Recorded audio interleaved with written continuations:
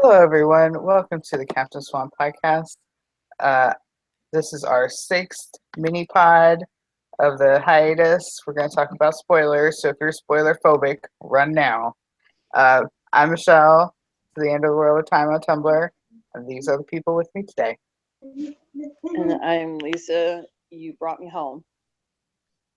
I'm Shannon. Mind your home on Tumblr.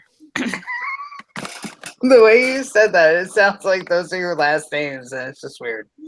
Anyway, so spoilers. Again, if you're spoiler phobic, turn this off because we're going to be spoiling the heck out of everything that we know. That's fine. So should we start with the screening? Yeah, that seems. Let's go in order of maybe episodes. Yeah, okay. So the spring premiere was screened in Atlanta with Jen, Colin, and Heckle and Jekyll. Yep. Dumb and dumber, you mean? Oh my god. Adam and Eddie in Atlanta back at the beginning of February. I'm sure most people have seen or read of the various spoilers. So the big one, yeah, under a rock, pretty much. Yeah. So the big one that has people all in tizzy, as I knew it would, is Old Hook. Go. This is your chance to rant. Okay, I respect that opinions have differed on this. Some people think, "Oh, it's really funny. It's good for a laugh." It would be good for a laugh if she didn't insult him as soon as she saw him, because from what we heard from in the spoilers, she says, "Oh man, when I get home, I should make sure he lays off the rum and desserts and the yeah." So fat shame already. To be fair, I don't think she says that to his face. I think she poops him away and then she says that. I know, but it just gives a really bad impression. Like I know that I she agree. would love him. I know that she would love him if he was 300 pounds, or it wouldn't matter to her. It's the context. It's the context, and the fact that August is standing right there, young and not fat. You know what I mean? Right, and the fact that they have previously shown to have issues with certain things like this before.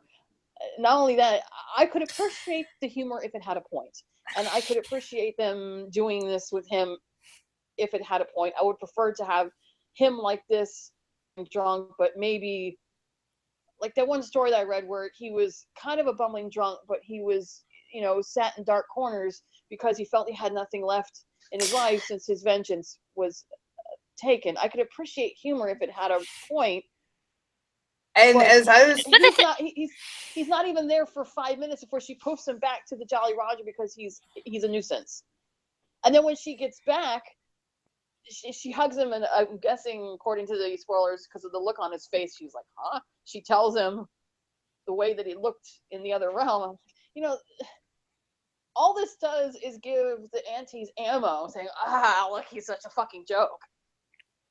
Well, here's my problem. I would not have a problem with this. Well, I'd have less of a problem with this Hook nonsense if he'd have been useful in the Wish realm. If it was him helping her get home and not August, whom I despise and who gets glorified just like Bagel, then I would not. Then I would, take her ribbing or whatever, in the way that the writers probably intend us to take it. But no, instead he's a joke and she poofs him away and August is her person. And I'm just like, no, that's not cool, because you had Deckhand Hook, who's even more useless, actually do something constructive to help her get home from the author's crap. But remember, this is opposite world where everybody is the opposite. It's pretty much and they've already soured everybody's impression of this Wish world in the first place, because the way they tried to explain it after the fuckery of the finale, where they were like, it took them like 3 days to finally say this is the Evil Queen's twisted version of Emma's wish, and try to couch it in terms of Emma needed to learn a lesson. This isn't Emma learning a lesson. You just said that this is Regina's twisted version of her wish. This isn't Emma learning squat. I'm always now going to ignore all their commentary on the side because it just makes everyone angry. And plus, if you're not upfront, it's not like they have commentary running on the bottom of the screen. This is Emma's wish world. This is a public advisory warning or something. You're watching what you're watching. You're supposed to not have commentary on what you're supposed to. You're pretty much supposed to spell it out in the show and what the character's saying and how the plot is. Well, you need the writers telling me like, oh no, you're supposed to see it like this. So and not only that, but they have Regina say, ad nauseum in 610 that everything's not real, and apparently Emma echoes that sentiment in 611 where she's like, everything here is not real. It's not real. But then you have Adam saying, well, it's real. It was created by the wish, so it's real, and then they have the whole try and take Robin with them. I'm like, you can't have it both ways. Either it's real or it's not. Make up your minds. What frustrates me even more is the fact that we already have precedent for this working out in a positive way. At the end of season 4, when they had the AU, the storybook AU, the heroes and villains thing, the author wrote that world to Rumpelstiltskin specifications. And if anybody wanted Killian Jones to suffer, it's Rumpel fucking Stiltskin. Well, I mean, like, even the author said, like, this real one at a time. One at a time. But Lisa, finish your thought. Even though Killian in that realm was written to be a cowardly deckhand, it wasn't played just for laughs. He was useful. He saved them. He found his courage, and his cowardless kind of was endearing in a sweet, innocent way. They played it the right way. This was just stupid. Like they literally made him a laughingstock. Precedent that you could write him in a different way and do it positively and make it work. How could you do kind of the same thing, only in a totally different direction, and make him look like an idiot? I mean, if he had done something to help them instead of just acting like a drunk moron, then it could have been a little more acceptable. You had precedence for having been able to do it before. Okay, well, here's the other problem I have then. From what we're hearing about the storybook side of things, Killian's not doing much of anything there either. So if they had juxtaposed useless, drunken Hook in the Wish realm with Killian actually doing something useful with the whole Gideon thing in Storybrooke, and maybe it would be okay. But no, apparently he and David don't really do much to stop Gideon because Emma still has the sword fight with him when she gets back. Well, that's the problem. They're pretty much in Storybrooke. The whole Storybrooke story is based off of Rumbell and shit. It's not going to be based off of like Captain Charming or anything like that. They're just literally waiting for Emma to return from the world, and that's all. They're just like stalling because that's when they can actually. They have nothing really to talk about. It's like, all right, we got background noise again. Well, according to what I've heard from the people who watched the screening, when Emma gets back, scene, I'm guessing Rumpel is trying to talk her out of killing Gideon because she's trying to appeal to her sense of morality and I guess her sense of motherhood and the fact that, this is my son. I know he's ill, well, please don't kill him. I know he's trying to kill you, but please don't try to be the better person. But she wants Which is rich coming from Rumpel. Is that coming from Rumpel or is that coming from Belle? Rumpel. No, Rumpel says that shit. Wow, that's so which is crazy because Rumpel himself has tried to kill Emma at least 3 times. Yeah, that's fucked up. But she winds up having to fight him. That's that's not even him. I don't think the conflict between her and Gideon is supposed to end in this episode. Though. No. Just the bit that's actually in her vision is the part that plays out in this episode, and she beats him. I mean, clearly we know from spoilers that J-Mo and Giles have filmed together like 18 million times. And apparently the spoiler for the Gideon thing is that he wants to become the savior. Yeah, he must think it works like the Dark One works, where if you kill it, Which, you become the next one. well, who gave And him he- that idea? The Black Fairy. The Black Fairy. It has to be the Black Fairy. Okay. But Whatever. what I mean- purpose would it serve for him to be the savior? But I don't think that's how it works. I think she just wants Emma dead, and that's how she convinced Belle's son to do something so horrible. Okay. But what purpose would it serve for Black Fairy to have Emma dead? We don't know. Who That's knows? That's get the it. point. Yeah, we might have to figure that out later. What We're gonna what, Black what is Fairy her is plan in the long Black run? Fairy is powerful enough on her own, and so far has not been in Rumple's or No, anybody's she's- lives for centuries. So why would she even give a shit? It's like, No, but she is Rumple's mother, remember? This is a manipulator. She has plans. So she probably is kind of like Rumple in the sense, but she's just where and she she has hasn't these been in Rumple's life since he was born. So why doesn't would she matter. care? I'm not talking about that. I'm talking about how she is probably like Rumple a bit, where she has these plans that just, she wants things to play out the way Yeah, she wants it. she's playing the very long game. We Yeah, don't know like why Rumple or does. how. Rumple's But been she playing a is. game for 28 years in the beginning of No, the he's been playing a game for 300 years. Well, yeah, true. So she's probably been playing a game too for longer. So she probably has some sort of vendetta with saviors, maybe, or who knows. So we figured that out in this episode. Is there anything else we missed on this episode? On the premiere now. We don't care about That's Outlaw all we know. Queen. We don't care about all that shit. I I don't even know really it. Yeah, I don't even know any spoilers from that, except he's back and specific that spoilers was about from that. the I only wasn't thing that paying was attention. okay, like people are like, they're like about the back to the Hook being old and the fat shaming stuff. Like the only thing that like was, I guess, okay with how she phrased her words when she got back was like, we're switching to water now, I guess she said after him, and he's very perplexed. At least she said we, and she didn't say you. She said we. So it's like that means like we are switching to water, not you're switching to water, and because that kind of proves that you need to change opposed to we're changing for a healthy lifestyle, maybe. I don't know. Well, the fact is, Adam and Eddie wrote this episode, so I'm not shocked that there's problematic shit in it. Yeah. So let's just move on. Okay. We don't So really have a we've lot. talked other than- we've talked a lot about 612. That's the Captain Charming episode.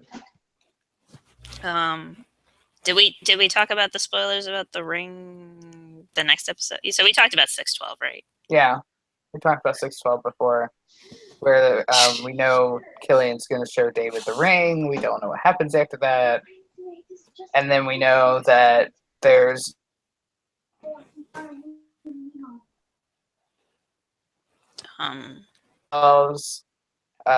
the Nautilus and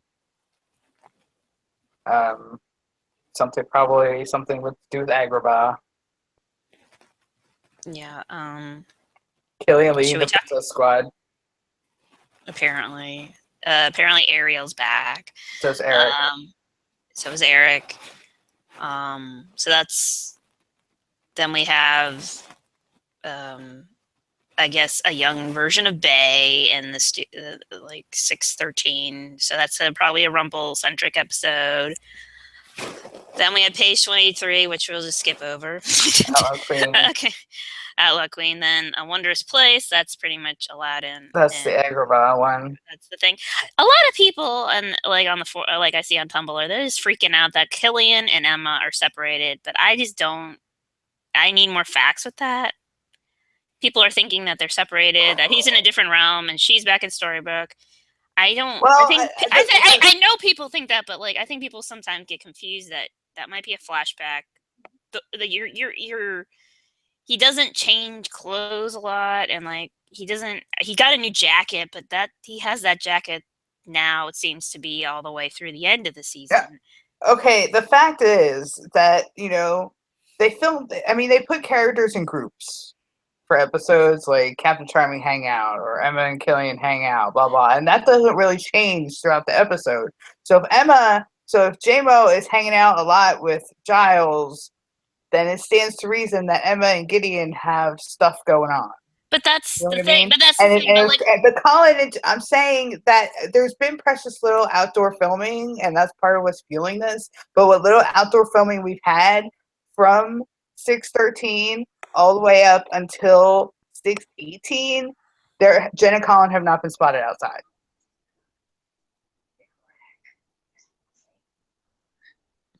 So I don't think it's out of the realm of possibility to think that there is a stretch in there where they are separated again, the 18th time. And we lost Shannon. Mm. So Which makes Lisa, it kind of. what do you think?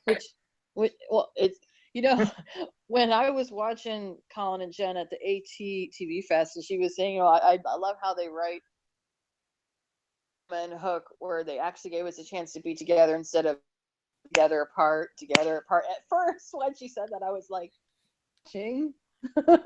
Because that's all you guys seem to do. But then I thought about it and went, oh, you mean like break up and then break up together? Okay, that's true. They have given you guys a chance to be together as a couple, but at the same time, they haven't given you guys the chance to actually be sure. But you haven't had the chance to actually be a couple because they run you through the ringer gauntlet of all these villain here, separation here, another realm, darkness, Camelot, underworld. I mean, all this freaking garbage. Let's see. Spoilers wise, they didn't. I know that people tried to ask to get more scoop about the season at ATV Fest, but they didn't give up anything more than what they've been saying. Whereas is that Colin was saying that Hook and Charming are going to have their little bro fest, which we all know because Hook is supposed to be helping Charming deal with some lingering questions about his father's death.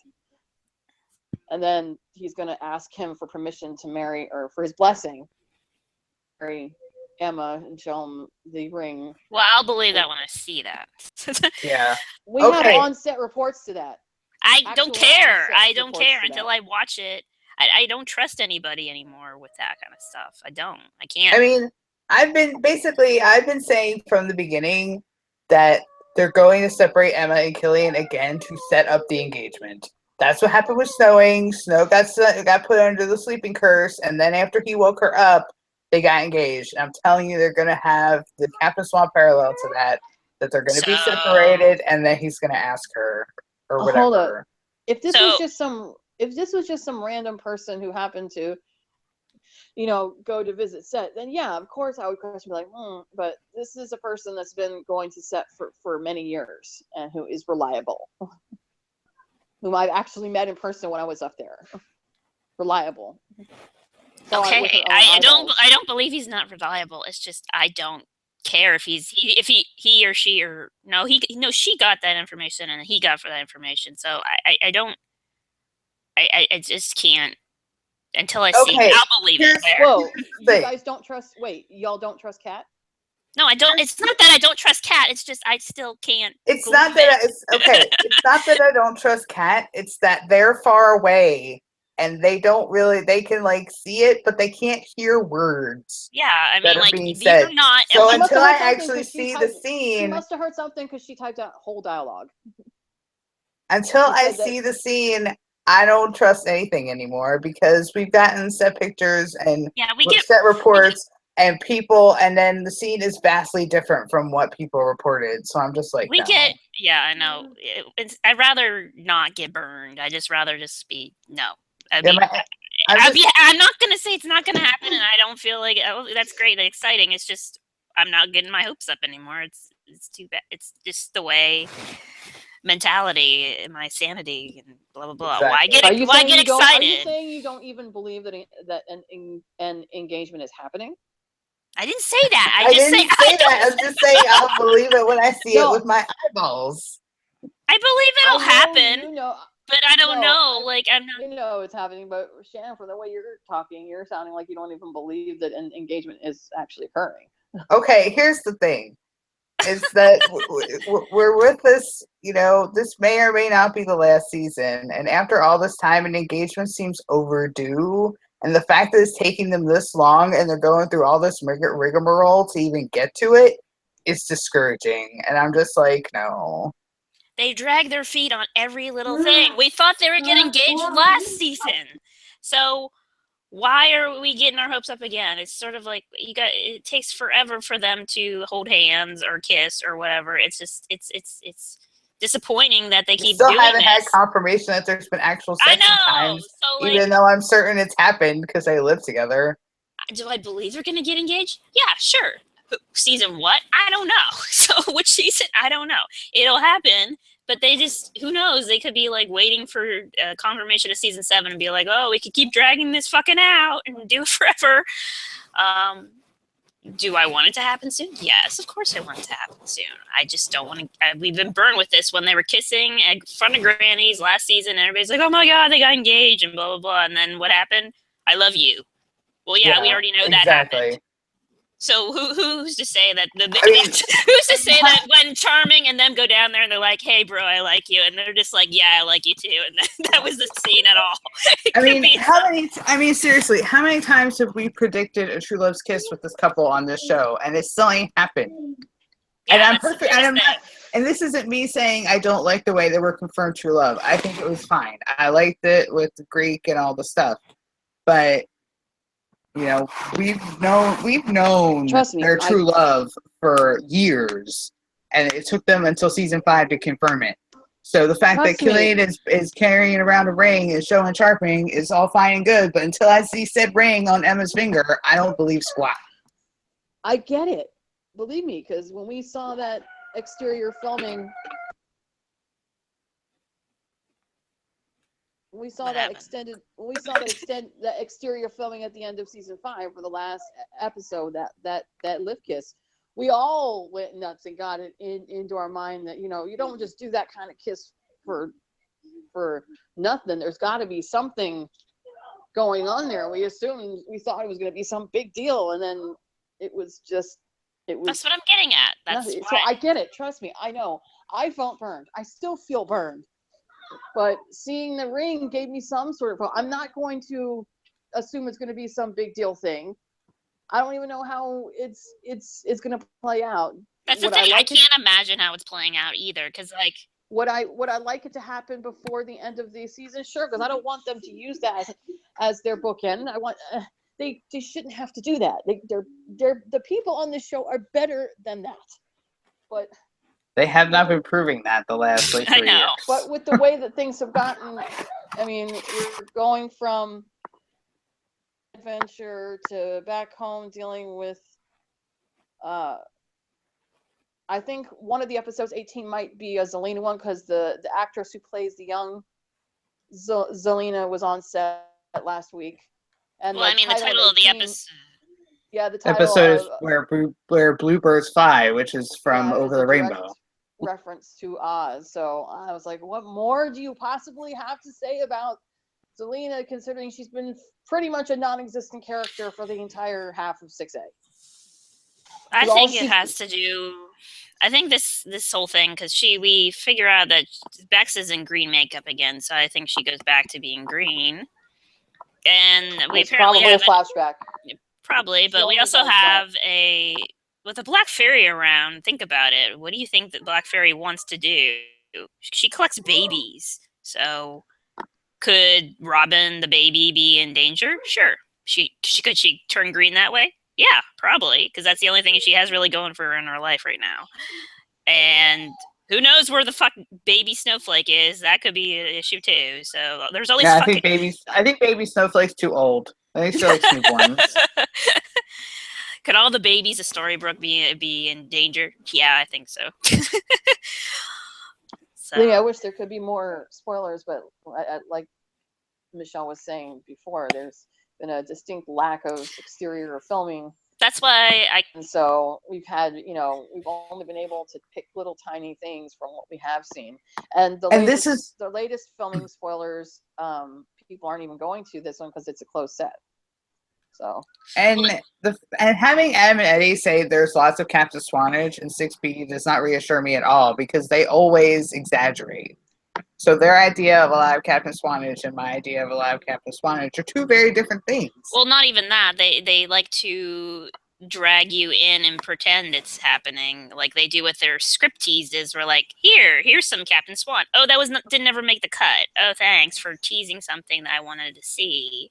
You know how to bait the Captain Swan fandom, but yet I see all as Regina on the fucking screen. So Yeah. I think their idea of a lot of Captain Swan is vastly different than ours. Like, if they share more than 2 scenes where they're breathing the same air, to them, that's a lot of Captain Swanage.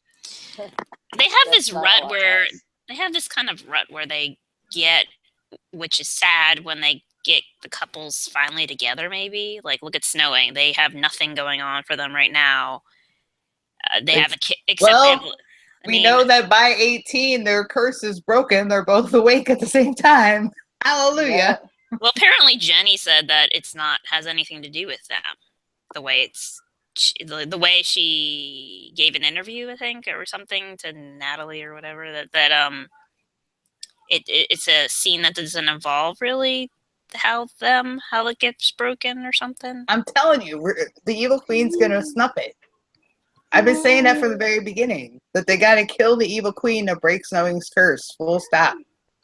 But the Evil Queen is going to be singing in the musical. I'm suspecting that's a flashback, though. Because I think that's in the scene, the locations they have for that.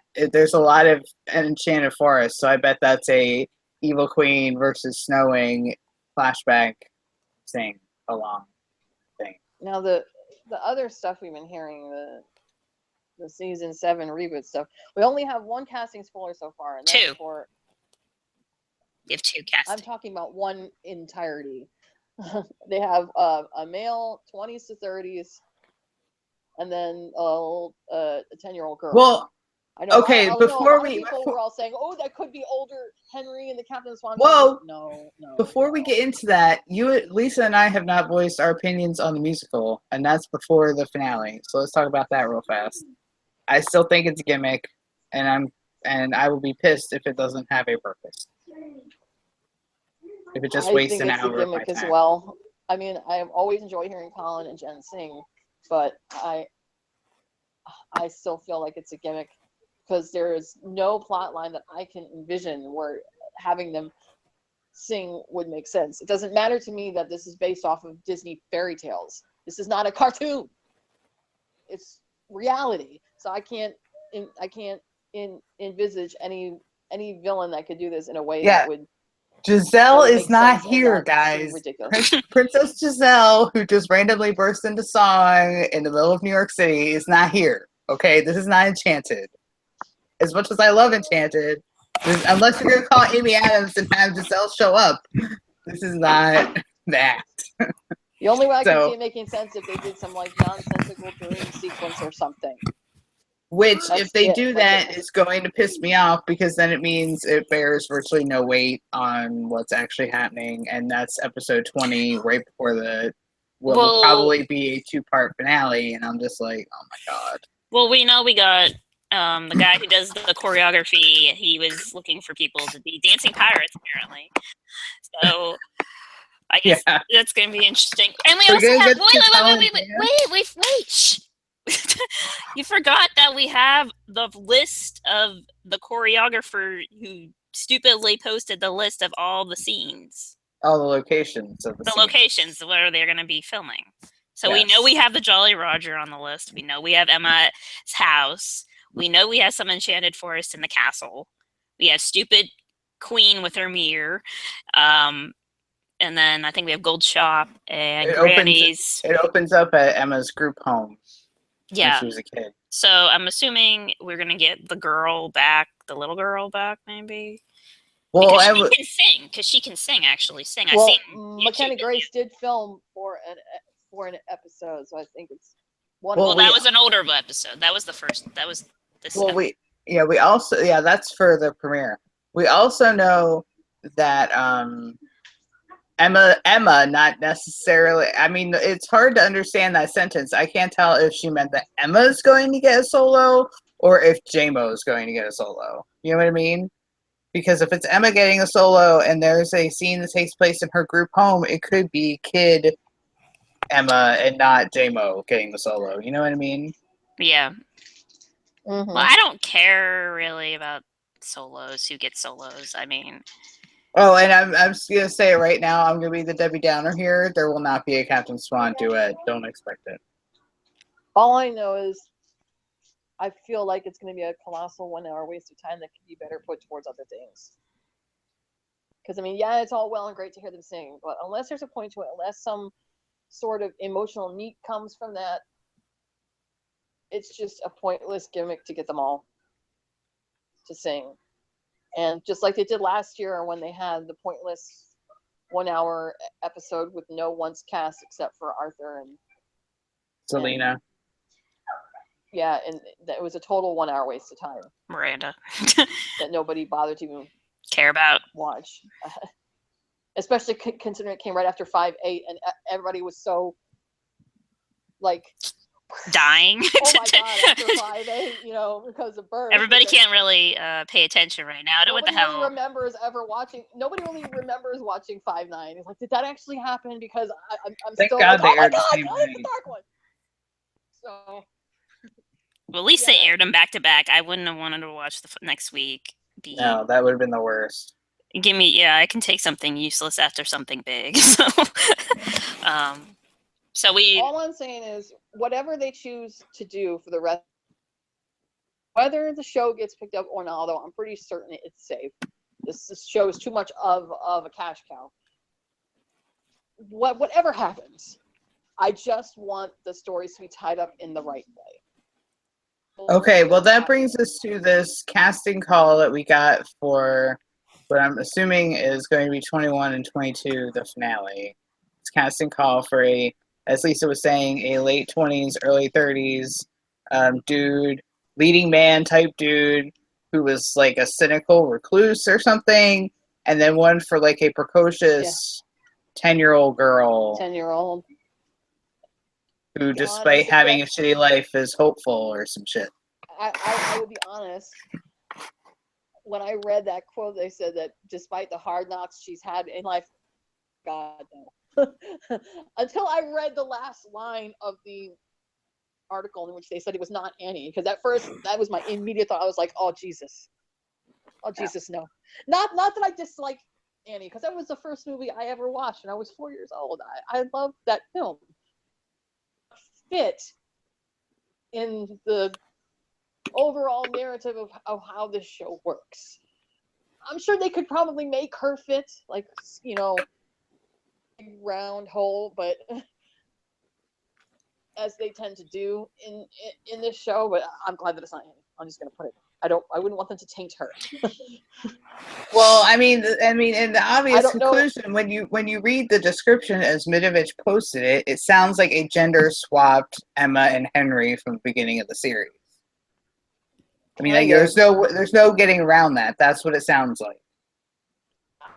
This idea that some of the characters will not be lasting picks. Some people think that Robert, because of the way that he's talked about the show and the fact he's ready to go back to Scotland, means that he's not staying around, which Josh and Ginny, they have said point blank. They haven't said that they're leaving because the show has been very good to them, but we already know the reason why they did this split hearts, this storyline with this cursed split heart thing, was one, so that Ginny could have more time to promote her movie, and two, because they asked for a little less time so they could be parents.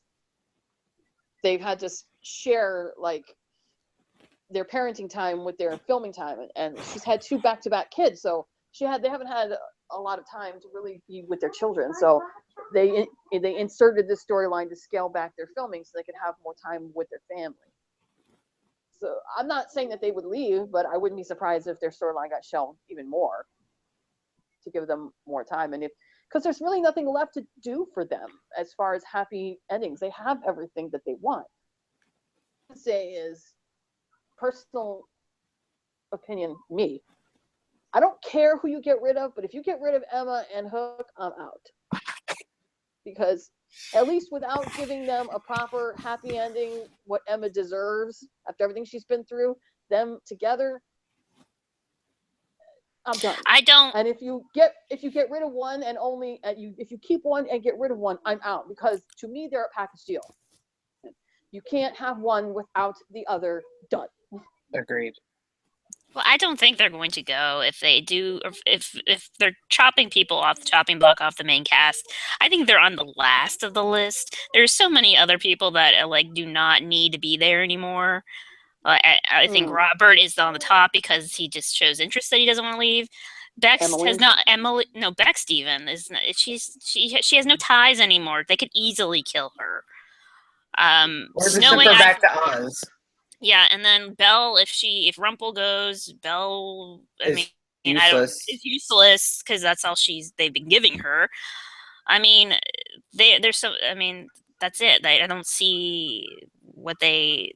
I think Emma and Hook are the last on the list because they are the core couple of the show. People said it, so you don't. If you lose them, you lose your audience. I don't care what anybody else says, but I think it's more Robert, and they're kind of like going around maybe thinking, Robert is the core villain of the show, though. So I think that's why I think that's the point of this new guy and little girl, is that they're trying to bring back the season 1 dynamic back. Well, they keep saying that, but they keep not doing it, though. Well, I know that, but I think their idea, and Eddie even said this in that one podcast that I forced myself to listen to, so that I understood what they were trying to say, is that they know the characters like Snowing, Emma and Hook, Henry, Regina, that they have a certain shelf life, and that eventually you need to transition. You either need to put up or shut up, give them their happy ending, or end or you know what I mean? That you gotta eventually their stories have to come to an end. But they could see the show continuing with, other characters that they would bring in and gradually make you love as much as you love the originals, and then transition the originals out. That's what they're thinking, I think, with this whole quote unquote reboot situation. So I don't think it would be a wholesale cast change. Like, it wouldn't be that I could see what they would do with some of the characters if they wanted. Like, some people want to get out, but they still want those characters to still be alive. They would just either poof them into the realm that they wish to choose. Like, say, Snowing, they would go back to the Enchanted Forest and just stay there, or Bex would just go to Oz and just stay there. Exactly. So, and then, or Belle would go back to the Enchanted Forest and stay there, and then maybe you can have it leaves the door open for them to come back some way too. As a guest star. I can almost see, if Robert really is going to leave, which is highly likely considering the things that he said, I could almost see, okay, we know that even though Gideon has been with the Black Fairy this whole time in this whatever realm that she took him to, and he's aged up, that doesn't necessarily mean that he's impervious.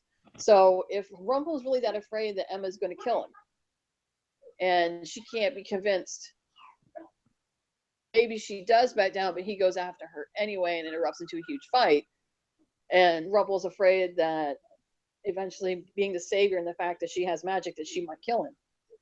It's entirely possible, in my mind, that he would do something to either force Gideon to kill him and make it so that the Dark One's magic passes over to Gideon, making Gideon effectively immortal. So that no matter what the Savior tries, Gideon won't die. And then that's the end of him.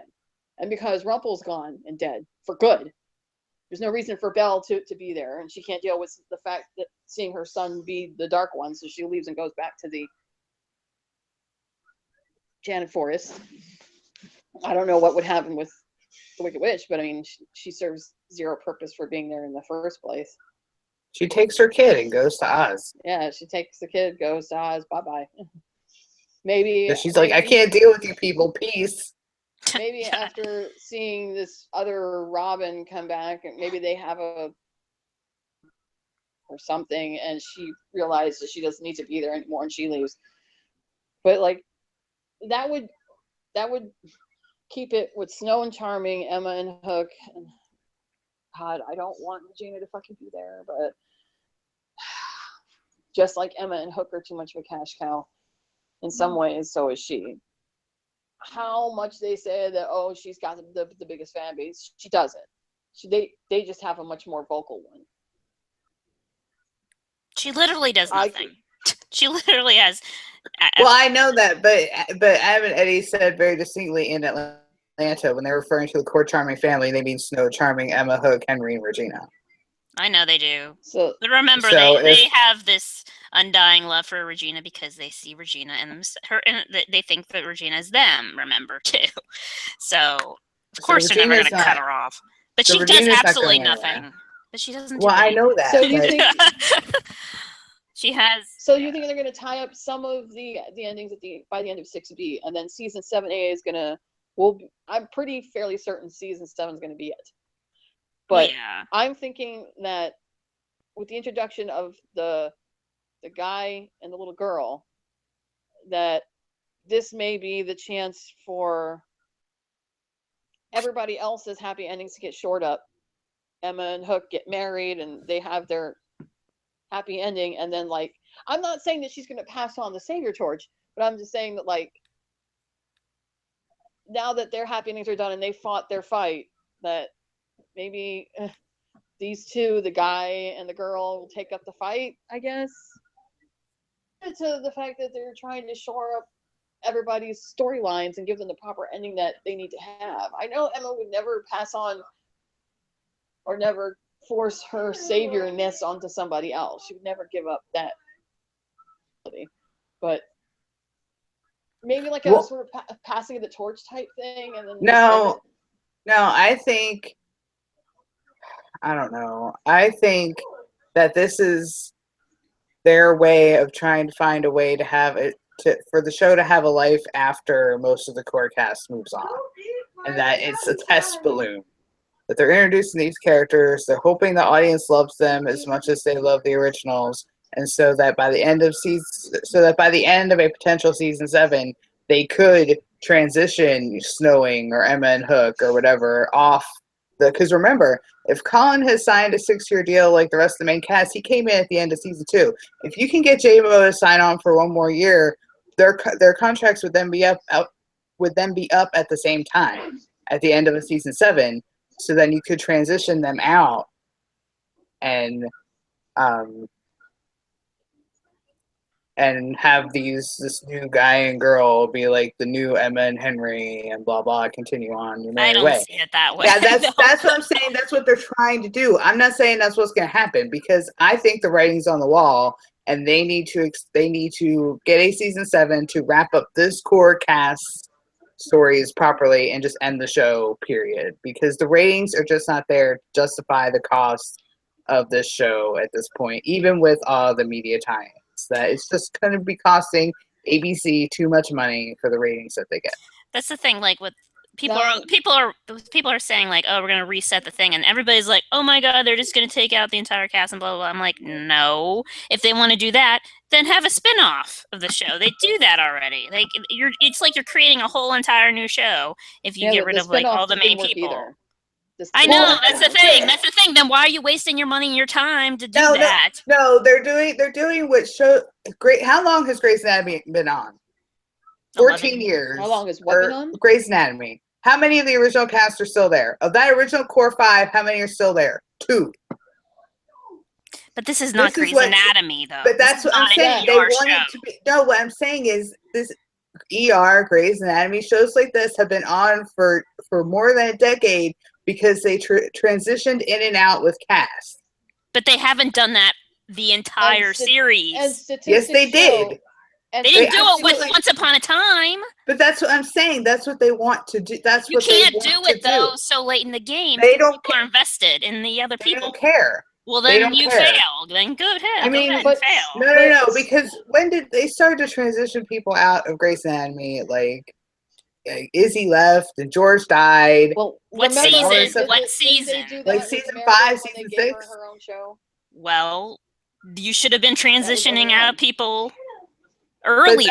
But that's what I'm saying. The point is, unless you do it properly, statistics show that when you start transitioning and replace them, it doesn't go well, and usually your ratings will tank unless you replace them with an equally strong character. Case in point, many, many moons ago, and I know this will date me incredibly, and Michelle, you might actually remember this, it was a massive show. I will tell you, I was a massive Doug Ross, Doug, oh my God, what was her fucking name? Carol. Yeah, Doug and Carol shipper. When they finally got together, she got pregnant and they left. I thought, well, that's it, because who else is going to watch the show without Doug and Carol, right? And then they brought Goran in as a new doctor. Had the same dark, good looks, the same sass, the same everything that kind of Doug had. I know they weren't trying to make him the new Doug, but they used him as a vehicle to keep his fan base there. It worked for a little while because they still had Mark Green. When Mark Green And they had Noah Wiley. Right. But when I was there for Noah Wiley. I don't know what you're talking about. When Noah Wiley decided to move on, and then Mark Green that character got sick with cancer and died, and the only original cast member left was Eric LaSalle, who was kind of like nobody gave a shit anymore because. But even then, the show went on for like 5 more years after that. Yes, but the ratings were nowhere near what it used to be. But NBC didn't care. It was still making a lot of money. Now the difference is, Once Upon a Time is not in the same position the ER was in at that point. ER was at the top of its game at that point. It was like the most popular show on TV when that happened. Once Upon a Time is not, and it's expensive. It's CGI heavy. Even if you get rid of a contract like Robert Carlyle's, it's still going to be expensive to shoot, even though they film in Vancouver and with all the CGI and stuff. So what I'm saying is, now TV business dictates that you at least try this. I mean, JAG tried it in their last season. Remember when they tried to bring in what's his face, Harm 2.0, and everybody went no thank you, and they canceled the show. So they're bringing these two characters in at far later in the game in the finale to try and set up a potential transitional season for season 7 to get. But that's only 2 characters. It's not 10. It's not 5. Do you think 2 characters are gonna just hold the whole show up? I don't think so. No, what I'm saying is it's the kernel of a setup to transition the originals out. I don't think so, because Once Upon a Time is the writing. We've seen the writers. Adam and Eddie have ADD. They cannot hold on to their guest star characters long and to develop them enough. They can't even hold on to their regular cast stars to develop them enough. You're way late in the game for doing any kind of like adding new people. No, at the end of the day, television is a business. They want to keep the. So you think 10 years ago when they were writing the show that they imagined that show would end with new characters? No. What I'm saying is their goal is to keep the show on as long as humanly possible. They said in that interview, in that podcast, that they could see a scenario where they transition where the original cast comes to their happy endings and they start a new story with new characters, because there's literally hundreds of literary characters that they have not covered. There's lots. But the way I see it with that interview was more like Once Upon a Time can still live on. It's got to end some point, but just like how Friends ends, it doesn't mean the characters die somewhere. They're living off in their fantasy land. That's the way I took their interview. Well, I know, but you still end the show. You don't keep going. No, that's what they're saying. You keep going. You don't go back and be like, Friends are ending. Let's go and see what Gunther's doing in the coffee shop. I don't see that. Because no one fucking cares anymore. No, because what they want to do is establish a new regular cast that you love as much as the old regular cast, and you keep watching their story. Okay, that's what they're trying to do. And I don't think they're going to succeed because I think Channing Dungey is waiting for the ratings for 6B. If the ratings for 6B are at the same level as 6A or below, she will probably be kind and tell Adam and Eddie, look, you've got X many episodes to wrap up this story. Please finish it. That's too late because the season 6. No. Still give them a season 7, but it might not be 22 episodes. It might be like 13. That's what I'm saying. Because she learned from the whole castle debacle where they had a plan and they killed Beckett, and then they saw the huge backlash from Stana not coming back for a potential season 9, and they went, oops, no, we're going to cancel this. Here, put in this tacked on ending at the last second. I think she's learned her lesson from that, and she's not going to do that to Once Upon a Time. It's been too good to the network for too long that it would behoove her and fan loyalty to give them at least 13 episodes to wrap it up, is what I'm saying. Exactly. I mean, I depending on how strong the characters are, it can go either way. I have seen shows completely replace their entire leading cast and still manage to be successful. Case in point,